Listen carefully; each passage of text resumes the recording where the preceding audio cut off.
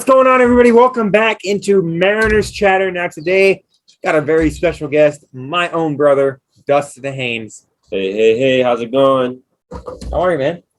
Not bad. Enjoying the sun out here in Idaho, that's for sure.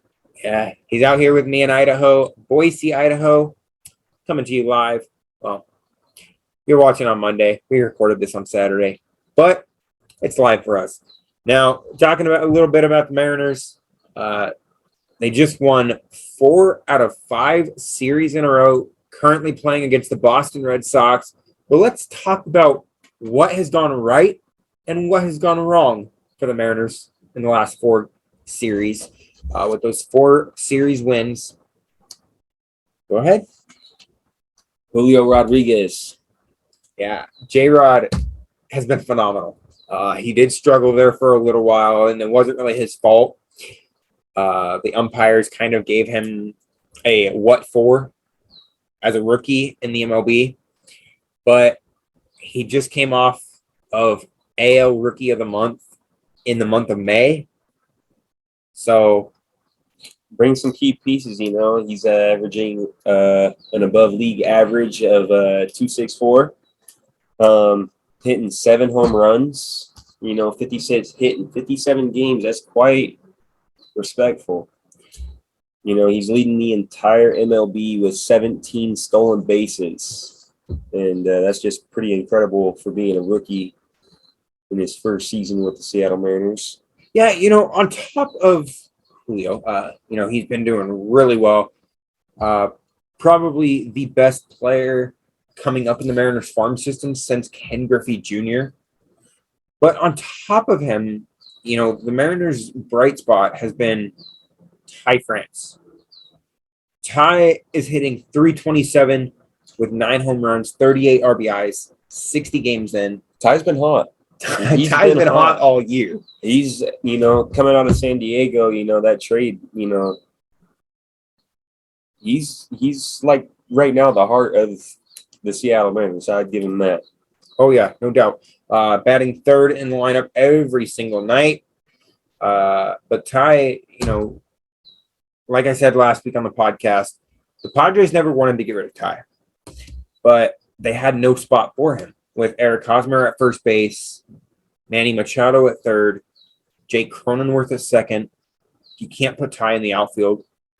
When they traded him, they didn't know that the universal DH was coming. So where were you going to put Ty France? No, it was one of those things where you'd love to see him, do good. So you just trade him away to a team that a team that you respect and have a good relationship with, which, Jerry Dacota, the Seattle Mariners and the San Diego Padres, even though I'd say they're rivals. Definitely. American League, National League rivals. But it's a team that you have a good relationship with because, when the AL West does play the NL West, the Mariners and Padres are always playing. So it's just one of those things where, you wish Ty France all the best on the Padres side, and you hope that he does good in Seattle. Yeah, definitely.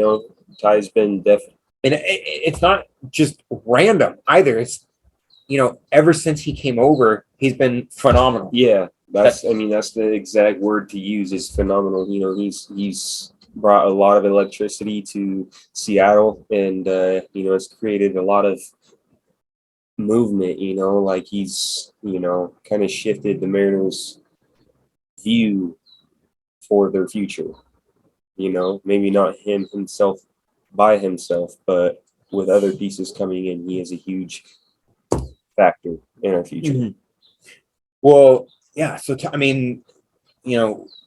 Julio and Ty together, they've, helped lead this team to a couple of wins. They've kept the Mariners afloat for a while. But the biggest piece as well over the past couple of games has been the progression of Jesse Winker and Eugenio Suarez. Suarez has been pretty hot. I haven't heard Winker's name too much, but Suarez, he's been crushing the ball, and he's been doing very, very well in the Mariners lineup. Yeah, so Eugenio Suarez actually leads the Mariners in home runs, but Jesse Winker, he just had a nuke last night, coming on Friday, June 9th. Excuse me, Friday, June 10th. But, I mean, the Mariners obviously lost that game, but Jesse Winker, he's been struggling here early on, but Hard fought game though. it was all throughout. Marco went 4 and 2/3 innings, 102 pitches. So he had that bulldog mentality, just going out there, for those first 5 innings, trying his best, and that's what Marco does. That's what he does for this team. He has ever since he's come over to Seattle, in the Tyler O'Neill for Marco Gonzalez trade, but he's a Gonzaga Bulldog. So, he just brings that Bulldog mentality Definitely. into He's been every around start. for a little while now, and I don't think he's really had many situations where people have looked down on him and criticized his work ethic or criticized his work in general. But going back to Eugenio Suarez, in the last 7 days, he has hit one home run, with 2 doubles, walked 6 times, struck out 12, and I mean he's just been tearing it up recently. You talked about when, like, at the beginning of the season, he wasn't doing so well, uh, and that's the thing with this Mariners lineup is they're finally starting to turn that corner. They're finally starting to produce the runs that everybody thought that the Mariners lineup would actually bring. Another topic of that is what do the Mariners need to do to make the playoffs? Kind of read a little bit up on that, and it said they need to win 97 games to finish off the year to actually give them that playoff spot. Is that doable with this roster? Depends on if you're trying to go for the wild card or the AL West. If you're trying to go for the AL West, then yeah, that 97 wins is definitely a key thing.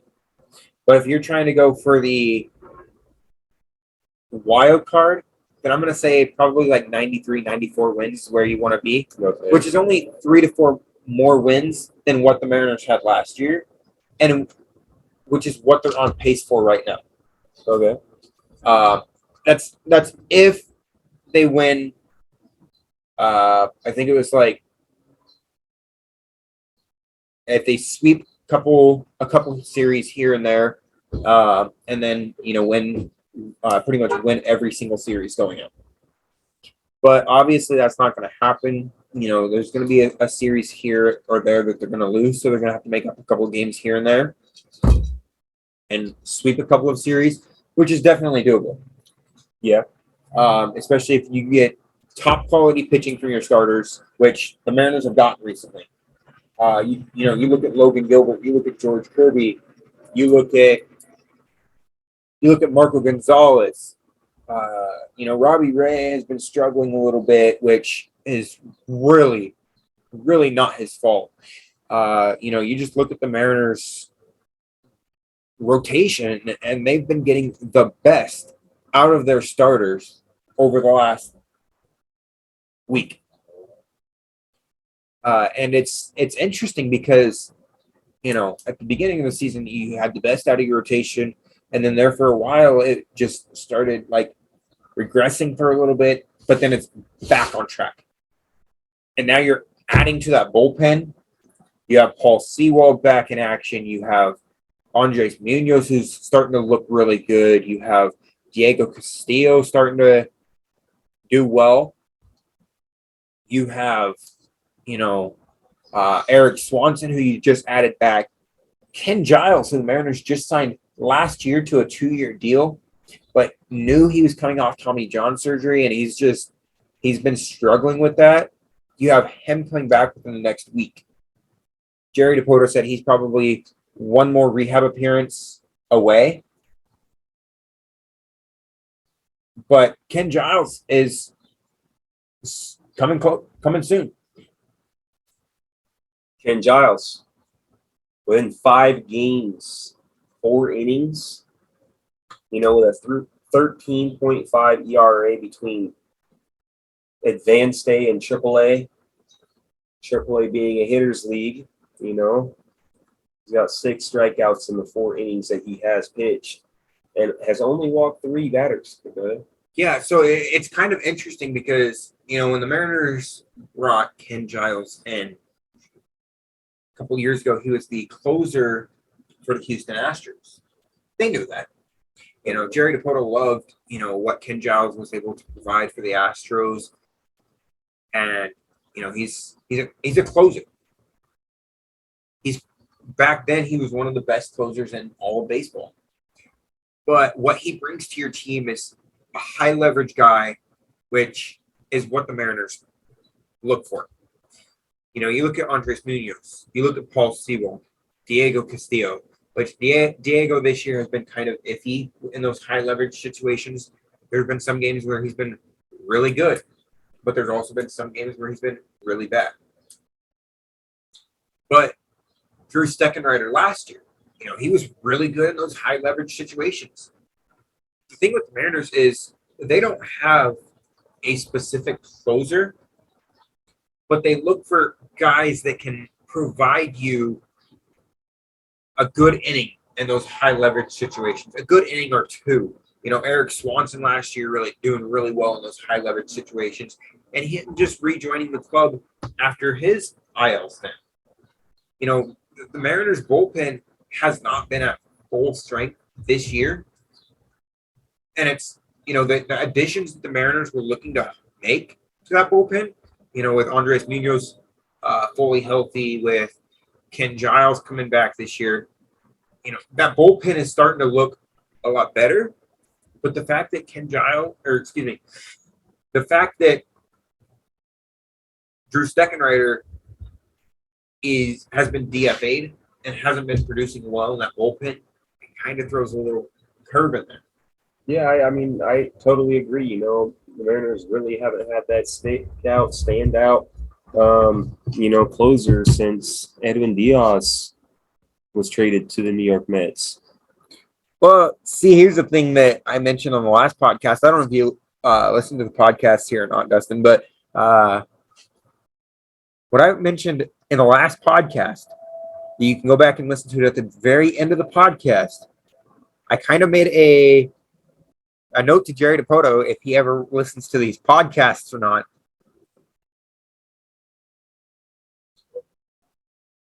But Edwin Diaz is going to be a free agent this year. Would be a nice piece to bring back in. He was an electric piece to the Mariners organization a few years back, and he worked well with the team, and he was a hardworking closer. You talk about electric, and it just fits because you know what they call Safeco Field, or excuse me, T-Mobile Park this year. What's that, Dacota? They call it the Electric Factory. The Electric Factory. That's a good one. We got a lot of electricity going through that team right now. Jesse Winker was the one that came up with that name for T-Mobile Park. Okay. So, with that being said, Edwin Diaz being that electric closer in the past with the Mariners, being that electric closer that with the Mets this season, he looks finally himself after, being distant, from where he was with the Mariners for 2 years. At the same time as that, it's hard to really come in and to prove a point, with a whole entire different ball club. And, when Edwin first got to New York, I didn't see that electricity that we saw in Seattle. Took a little while. I think he's kind of back on his ball game. And, it'd be nice to see him back in a Mariners uniform. It definitely would. But, what's also interesting is he now has a brother in the MLB. So his brother is on the Cincinnati Reds, who haven't been doing really well this year. But his brother's name is, trying to pull it up. He's on my fantasy team. Alexis Diaz. Alexis Diaz, huh? So I'm not quite sure how many games he's played, but he's 2-0 with a 2.0 ERA, a .96 whip, 1 save, 34 strikeouts. Alexis Diaz is just phenomenal. And he literally, the thing with Edwin and Alexis is they're a lot different of a pitcher. They bring that same mentality, strike him out, throw him out. But at the same time, Alexis is not as fast. He doesn't work as fast as Edwin does. But having that in your bullpen, if the Mariners could figure out a way to trade for Alexis and pick up Edwin, having that in your bullpen would be quite interesting. It definitely would, having two brothers, who would go in there and compete against one another to prove who the better brother is. That would be very interesting to see. And it would provide a lot of shutout innings for the Mariners, especially in the later innings. Which is something we definitely need. Yeah. With the starters going, 6-7 innings, not really providing a lot of innings for those relievers recently. And definitely, when it comes to finding that dominant, closer, that as well. You need that dominant closer, somebody you can trust to go in there in that 9th inning and shut things out, whether you're winning or you're behind by 1 run. Well, and seem not just one anymore in the MLB. You need 2 of those guys because, sometimes you're going to have to give your main closer, the night off. So you're going to need to have a second guy that you can count on, you can trust to go out there, get you the save on that 3rd day when your main closer has been out there for 2 days in a row. That's very true. Even like in the middle, you can have that second guy come out, and give your main closer a rest. Or if it's a 4-game series, you throw you mix it up a little bit and you throw both your closers out there 2 days. Another thing is when it comes to these closing games, throwing a pitcher in here, pitcher in there, pitcher in here, pitcher in there, it doesn't really necessarily give the closing pitchers that we're throwing in there the mindset that they are the most dominant. They are the closer, so that's another topic, that it's like, do we not have that closer because we're not giving them the leverage or the quote unquote name closer? See, it's interesting because the Mariners have a couple of guys who could be the closer, but Scott Service doesn't look at it that way. Okay. He looks at it as if, and he said this on the Seattle Sports podcast that he does. He looks at it as if your best relief pitcher comes in the high leverage situation.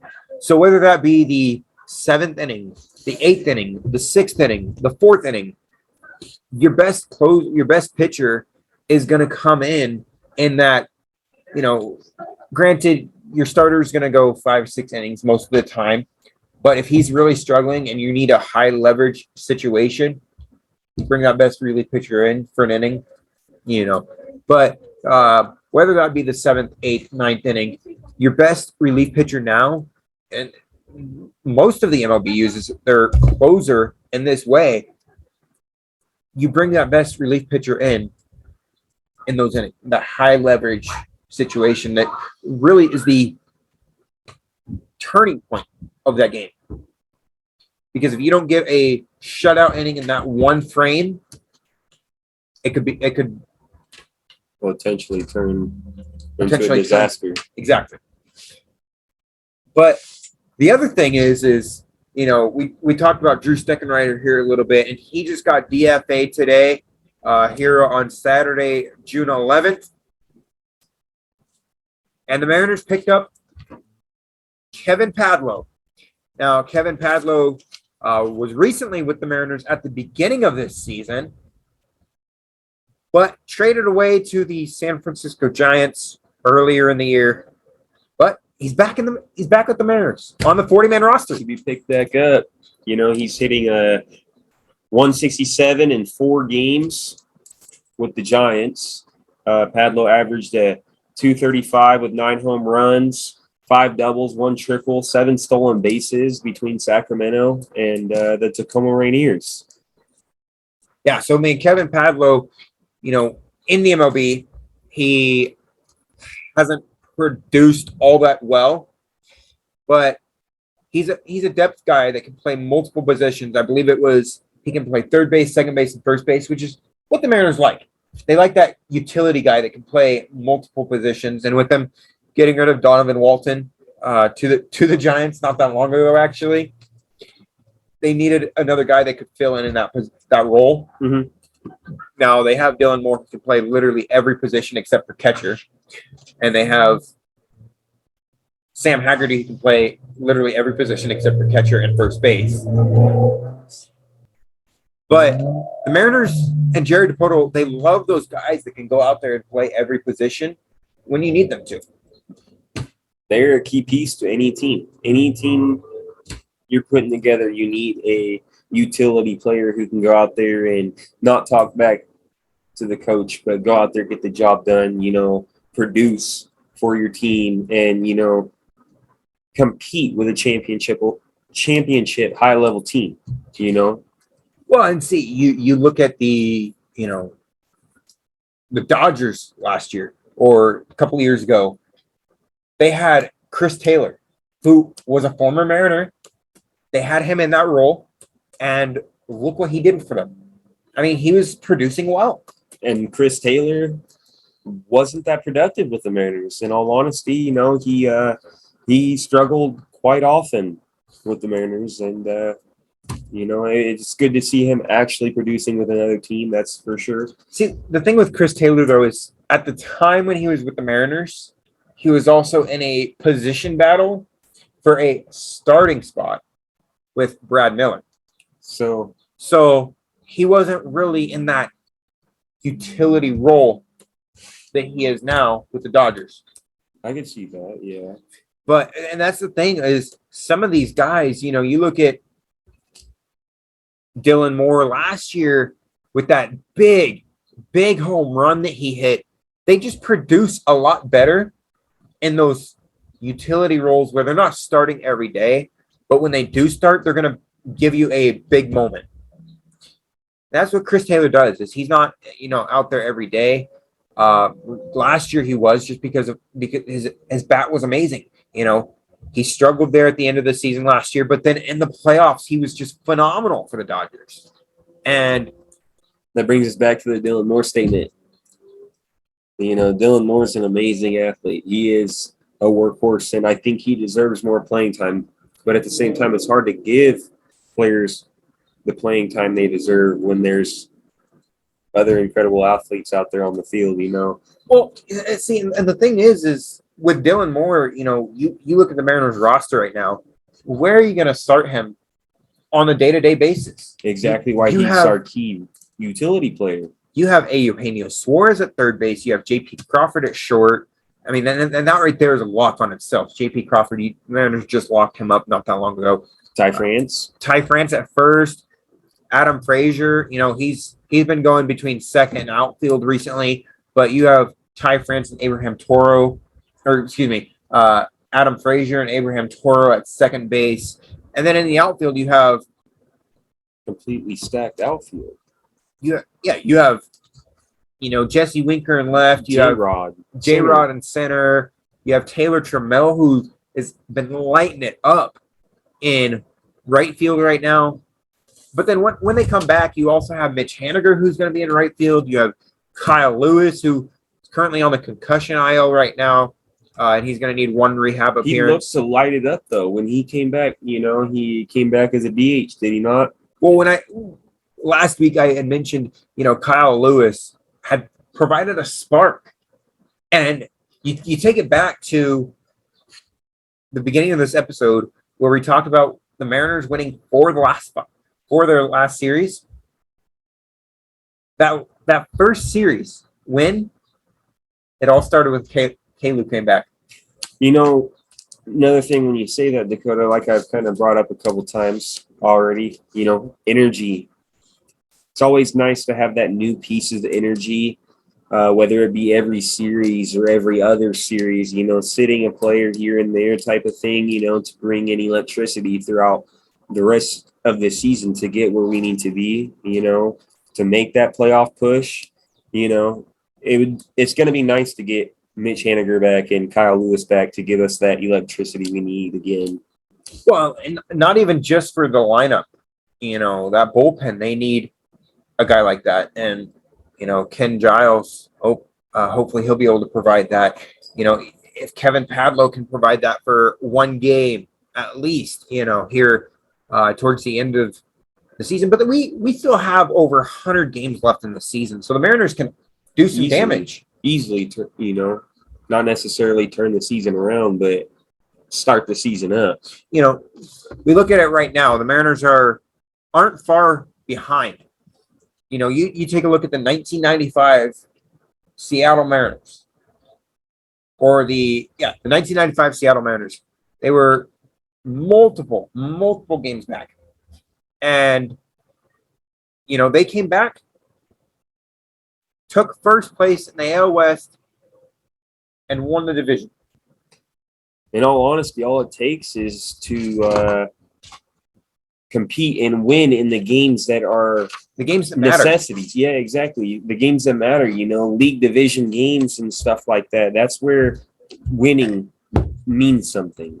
And see, the thing with that is the Mariners, 2 of their 4 series wins. You know who they came against? The Houston Astros. The team that has led this division, the AL West, for multiple years. Now we're talking even past their cheating scandal, they've still led the division. Multiple last year. Championships. Give or take whether you want to give them that championship when the cheating scandal happened or not, they still won it. And as a Mariners reporter, there's not much you can say about that.